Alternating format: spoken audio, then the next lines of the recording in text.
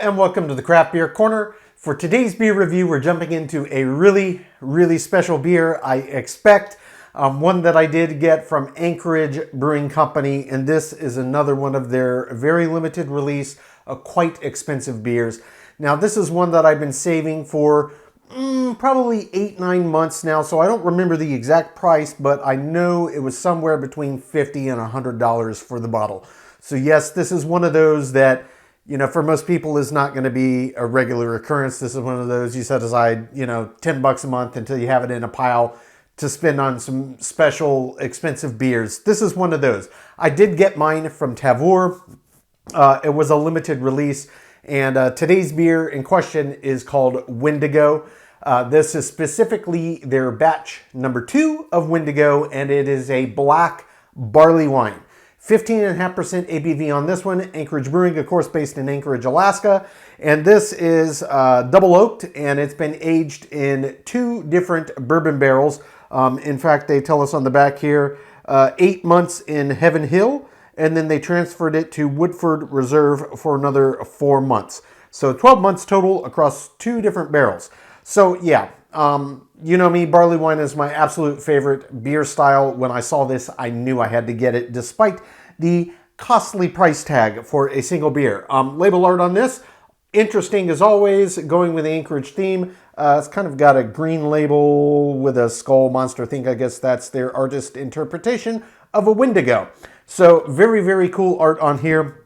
Got nice green wax dip to match the color of the artwork. As always, I've got the trusty pointy end of my nice little bottle cap opener here, scoring right underneath the edge. And so let's get this poured. Very dark. Oh yeah.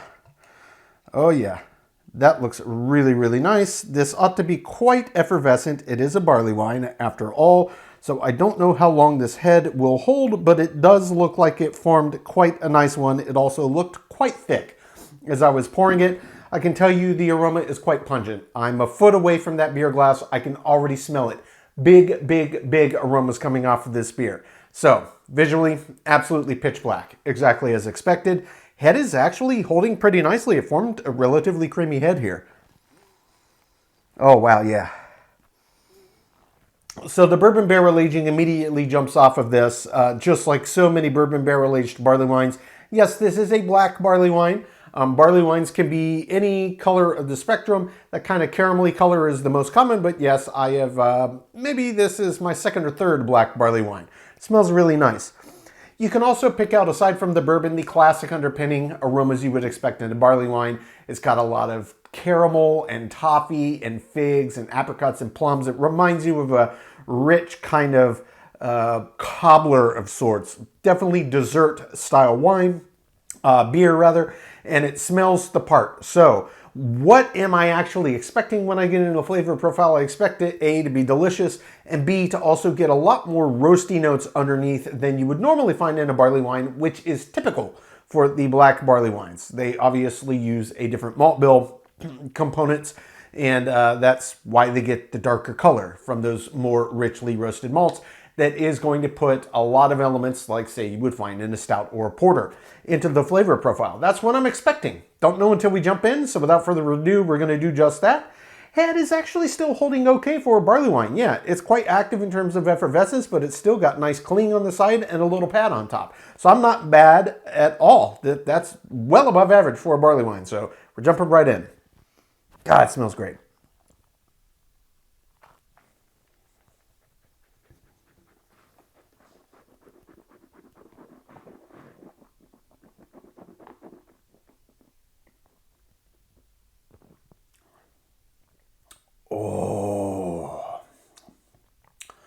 Oh, that's a big beer.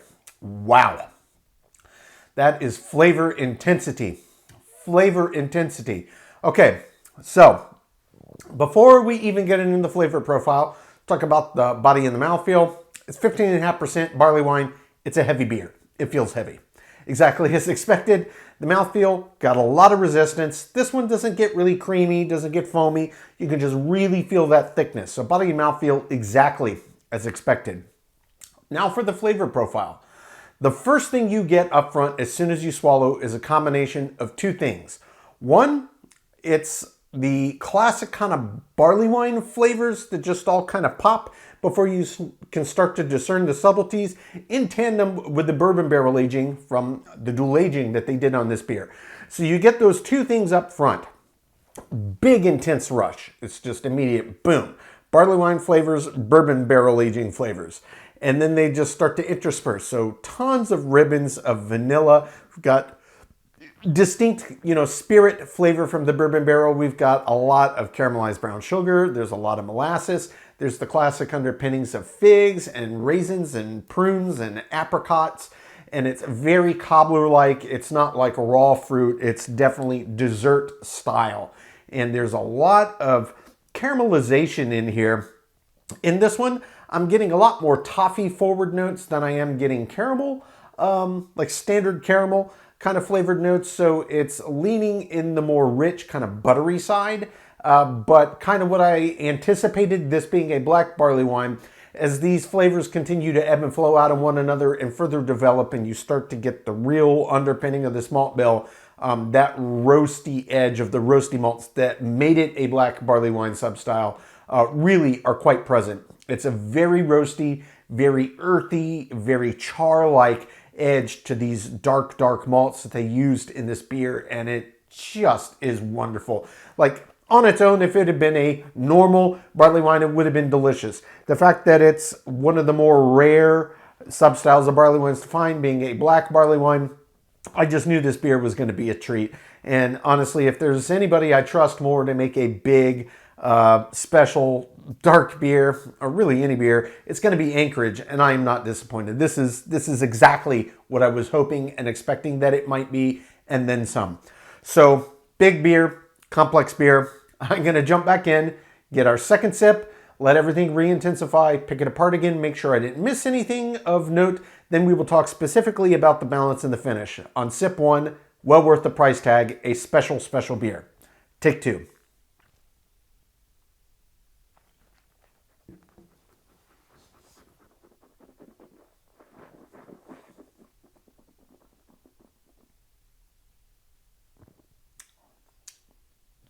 That intensity of those barley wine flavors and that bourbon up front is really crazy. That comes on the heel, this big heavy weightiness as it goes down. It was a very small sip I just had, and you can really feel it. This is a heavy, slow sipper.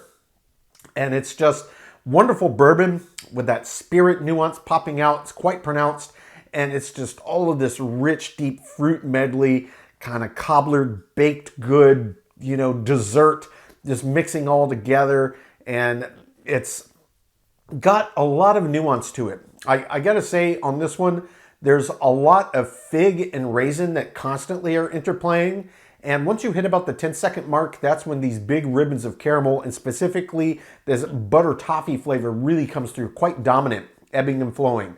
Once you get to about the 15-ish second mark, that's when the underpinning of the roasty side of this malt bill really starts to become present, and it's very rich, it's very deep, there's a lot of char, there's a lot of earthiness to it, a lot of roast.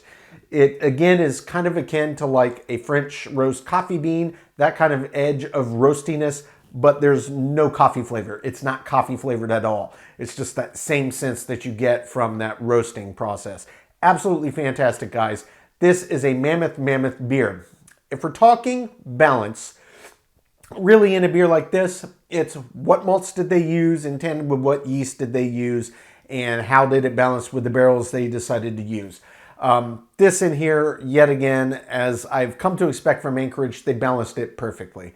The combination of the two different barrels and the amount of time that they put in each, really, really nice. It adds a lot of nuanced layers in this bourbon aspect that pops out in this beer, on top of an already really big beer itself. So it's got a backbone that can compete with the intensity of flavor from the base beer.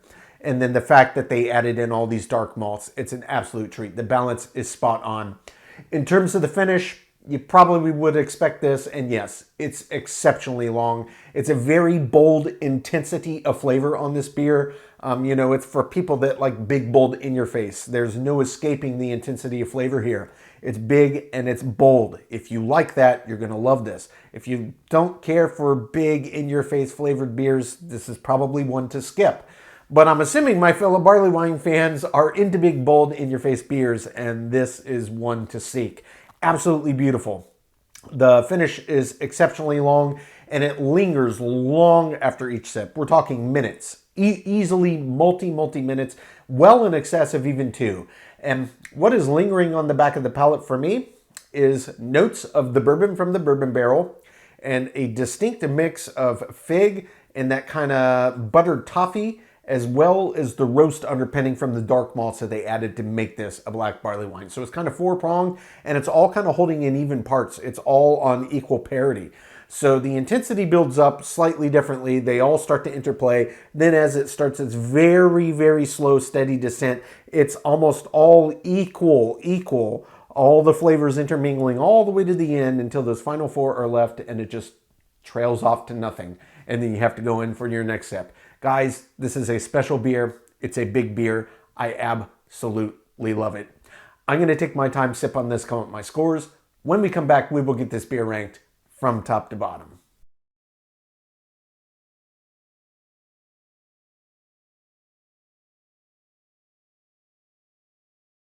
All right, now we're going to get this bad boy ranked. This was another one in a long line of really excellent beers from Anchorage Brewing. Yet again, another top tier, world-class, big, bold, high ABV dark beer from Anchorage. So this was Anchorage Brewing's Wendigo, their batch number 2, black barley wine at 15.5%. This one was bourbon barrel aged. Anchorage Brewing, based in Anchorage, Alaska. So this beer had it all for me. Yes, it was an expensive beer, somewhere between $50 and $100. I don't remember the exact price point because I've had this one in my cellar for the past 8, 9, 10 months. I did get it from Tavour, but it was not cheap. I can tell you that. But this is one of those, set a little pool aside for some special expensive beers. Maybe you have 1 or 2 per year. This was one of those beers. If money's no object to you, go ham. Grab a ton. Absolutely worth it. But Barleywine is my favorite beer style. I've had some of their triple-digit stouts. Yeah, they do exist. Very expensive beers. Small batch. Expensive to make. Take a long time to make.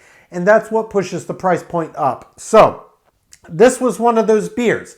Another in a long line of fantastic, fantastic beers from Anchorage. So this really checked off every box I could possibly want. A, in a beer, and B, in a barley wine is my favorite style. The fact that it was a black barley wine just kind of pulled the best of all possible worlds into the sphere of the beer drinking experience for me. I love a good dark beer. I love IPAs, but barley wines are my favorite, but I also crave those rich roasty malts that are in darker beers like imperial stouts. This is almost kind of a hybrid of that style. It's a sub-style of barley wine, but having those extra roasted malts in there really makes a big difference to the flavor profile. That was absolutely proof positive in this beer. So, enough blabbering. Let's jump into the scores. This was one of those beers that almost swept it in all categories. There's only one category that did not get a perfect score from me, and it only missed the mark by a very thin margin. That was the head and retention. You don't normally expect a really great head to form or great retention on a barley wine. It can happen, but it's much more an exception than the rule. This was almost as top tier as it gets, but it just dissipated just a bit more quickly than I would have liked to see. But credit where credit's due. Compared to most barley wines, well above average, and I did rank it thusly. Head and retention does get a 9 out of 10, which does leave a perfect 10 out of 10 in the remaining 9 categories. That's aroma, taste, body, mouthfeel, finish, appearance, balance, feeling/intangible, my subjective thoughts category, and example of style. So the total score on Anchorage Brewing Company's Wendigo is, of course, a 99 out of 100, a well-earned 99 out of 100. Guys, you could say it missed perfection by 1 point. I would call this a perfect beer, but I have to rank it how I experienced it. The head, if it had lasted just a little bit longer, would have hit that perfect 10. It almost got a perfect 100. But this is just as good as I possibly could have imagined. I had a suspicion it was going to be special when I saw it pop up in my Tavour, and I grabbed it. I paid the price happily, and I am very, very glad that I did. Guys, if you're a fellow barley wine fan, especially if you maybe have never even had a black barley wine, they were a heck of a lot harder to find. Yeah, barley wines are hard to find in general. Black barley wines are extremely hard to find. If you find it, it's a needle in a haystack. Do yourself the favor, just grab it. I don't know if this is a beer that they're going to bring back, maybe in limited release, maybe make a New Year's iteration of this beer. But what I got in 2022, this was an absolute all-star of a barley wine. I would call it barley wine perfection. Guys, well worth the time to seek out if you can get your hands on it. Folks, that is today's review. As always, I do sincerely appreciate you tuning in today. Please don't forget to like, comment, and subscribe. If you want to stay in the loop when our videos go live, just turn on your notifications. Hit that bell icon. It is right next to the subscribe button. Until next time, keep it beer, keep it craft. We'll see you on the next one. Cheers.